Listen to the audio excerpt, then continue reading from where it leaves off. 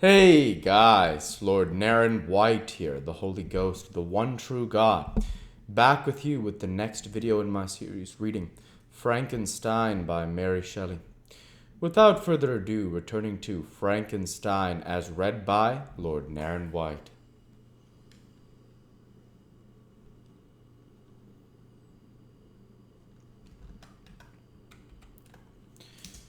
From Derby, still journeying northwards, we passed 2 months in Cumberland and Westmoreland.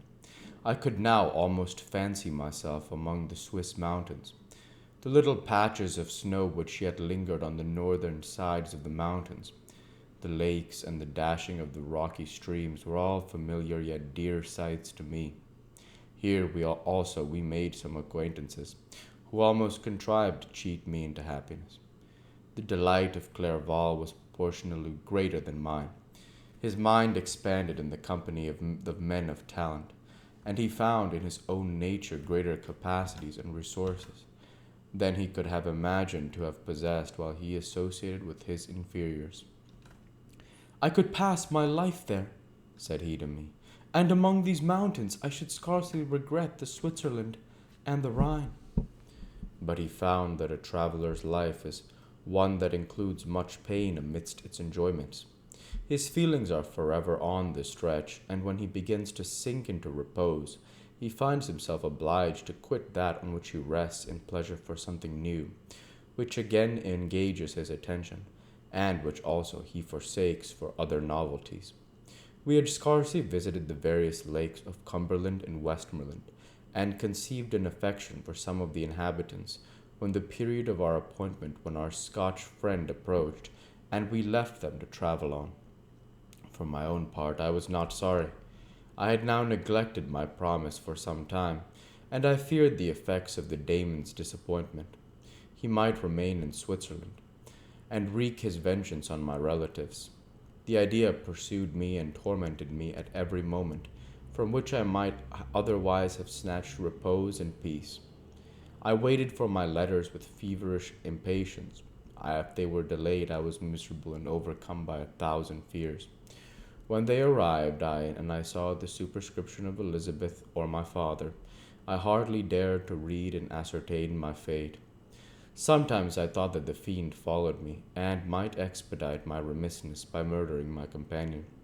When these thoughts possessed me, I would not quit Henry for a moment, but followed him as his shadow, to protect him from the fancied rage of his destroyer.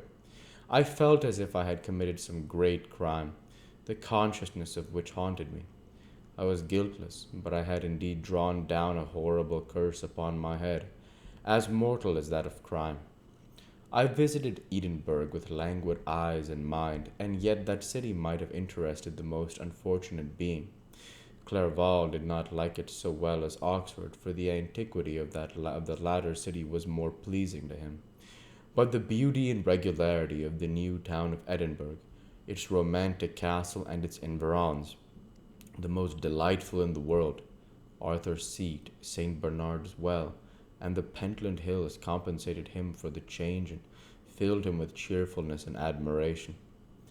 But I was impatient to arrive at the termination of my journey. We left Edinburgh in a week, passing through Copar, St. Andrews, and along the banks of the Tay to Perth, where our friend expected us. But I was in no mood to laugh and talk with strangers, or enter into their feelings or plans with the good humor expected from a guest, and accordingly I told Clerval that I wished to make the tour of Scotland alone. "Do you?" said I. "Enjoy yourself, and let this be our rendezvous. I may be absent a month or two, but do not interfere with my motions. I entreat you, leave me to peace and solitude for a short time, and when I return, I hope it will be with a lighter heart, more congenial to your own temper." Henry wished to dissuade me, but seeing me bent on this plan, ceased to remonstrate. He entreated me to write often. "I had rather be with you," he said, "in your solitary rambles than with these Scotch people whom I do not know. Hasten, then return, my dear friend, to return, that I may again feel somewhat at home, which I cannot do in your absence." Having parted from my friend, I determined to visit some remote spot of Scotland and finish my work in solitude. I did not doubt but that the monster followed me and would discover himself to me when I should have finished, that he might receive his companion. With this resolution, I traversed the northern highlands and fixed on one of the remotest of the Orkneys as the scene of my labors. It was a place fitted for such a work, being hardly more than a rock whose high sides were continually beaten upon by the waves. The soil was barren, scarcely affording pasture for a few miserable cows, and oatmeal for its inhabitants, which consisted of 5 persons whose gaunt and scraggy limbs gave tokens of their miserable fare.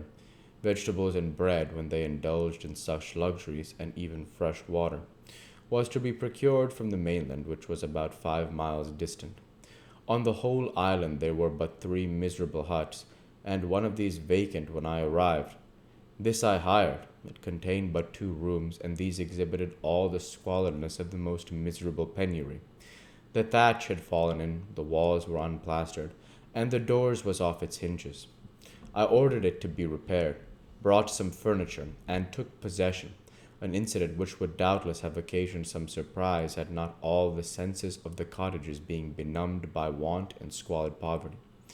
As it was, I lived ungazed at and unmolested, hardly thanked for the pittance of food and clothes which I gave, so much as suffering blunt even the coarsest sensations of men.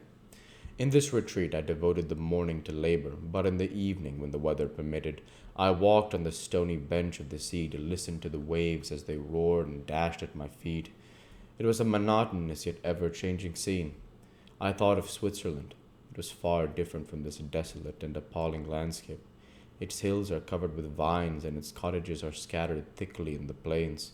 Its fair lakes reflect a blue and gentle sky, and when troubled by the wind their tumult is but as the play of a lively infant when compared to the roarings of the giant ocean. In this manner I distributed my occupations when I first arrived, but as it proceeded in my labor, it became every day more horrible and irksome to me. Sometimes I could not prevail on myself to enter my laboratory for several days, and at other times I toiled day and night in order to complete my work. It was indeed a filthy process in which I was engaged. During my first experiment, a kind of enthusiastic frenzy had blinded me to the horror of my employment. My mind was intently fixed on the consummation of my labor, and my eyes were shut to the horror of my proceedings. But now I went to it in cold blood, and my heart often sickened at the work of my hands. Thus situated, employed in the most detestable occupation, immersed in a solitude where nothing could for an instant call my attention from the actual scene in which I was engaged, my spirits became unequal. I grew restless and nervous. Every moment I feared to meet my persecutor. Sometimes I sat with my eyes fixed on the ground, fearing to raise them lest they should encounter the object which I so dreaded to behold. I feared to wander from the sight of my fellow creatures, lest alone he should come to claim his companion. In the meantime I worked on, and my labor was already considerably advanced. I looked towards its completion with a tremulous and eager hope, which I dared not trust myself to question, but which was intermixed with obscure forebodings of evil that made my heart sicken in my bosom. Chapter 20. I sat one evening in my laboratory. The sun had set, and the moon was just rising from the sea. I had not sufficient light for my employment, and I remained idle in a pause of consideration of whether I should leave my labor for the night or hasten its conclusion by an unremitting attention to it. As I sat, a train of reflection occurred to me, which led me to consider the effects of what I was now doing.